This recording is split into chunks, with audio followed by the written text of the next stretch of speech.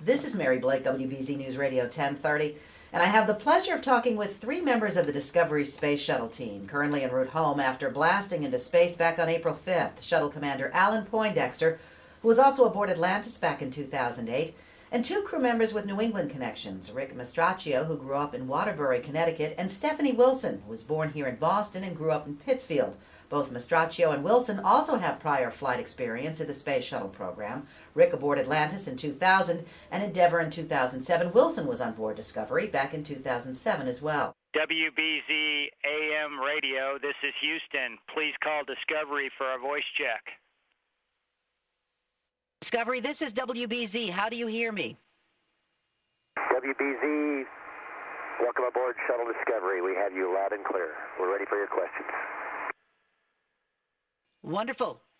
Commander Poindexter, my first question is for you. Discovery, obviously, due to land in Florida tomorrow, and with all of the air travel problems involving volcanic ash from Iceland, the Discovery is one of the few flying aircraft, it seems. Let me first ask, do you have any sense of this volcanic ash cloud and or erupting volcano where you are several hundred miles up?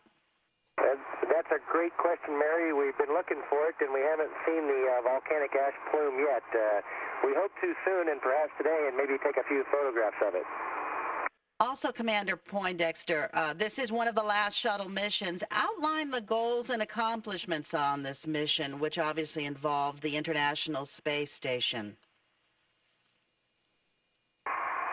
Mary, our primary mission was a resupply and return supply mission to the International Space Station. We also did 3 spacewalks to replace an ammonia tank, which is used in the space station's thermal cooling system. And we did 3 of those spacewalks, and we moved about 13 tons of supplies. We had a great time during our dock phase of our mission, and we're really looking forward to coming home to Florida. Rick, this question is for you. I know you did the actual spacewalking. How do you prepare for that?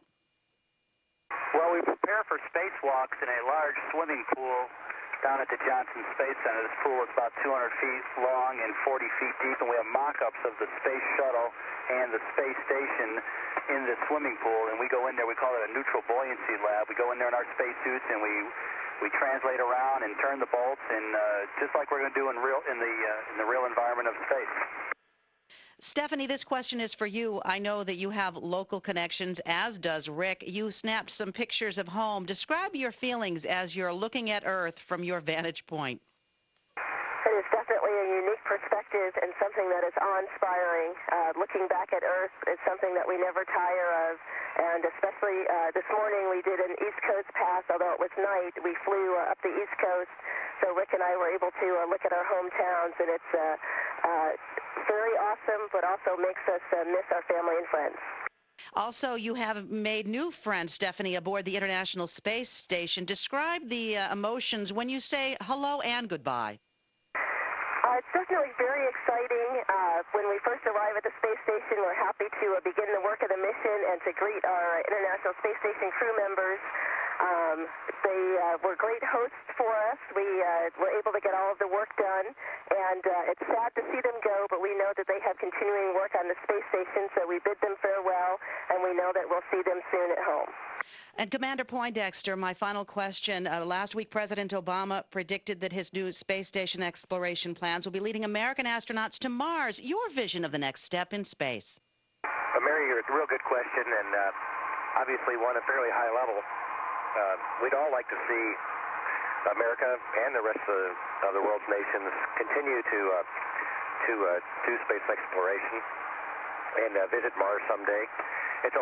Right now it takes a long time to get to Mars, so we're hoping to develop propulsion technology that will allow that trip to be much shorter. Goodbye. Thank you so much for your time. A safe trip home. Thanks, Mary. Good morning. Discovery, this is Houston ACR. That concludes the WBZ portion of the event. Our thanks to Commander Alan Poindexter, Rick Mastracchio, and Stephanie Wilson aboard the Space Shuttle Discovery, due to land tomorrow. Mary Blake, WBZ News Radio, 1030.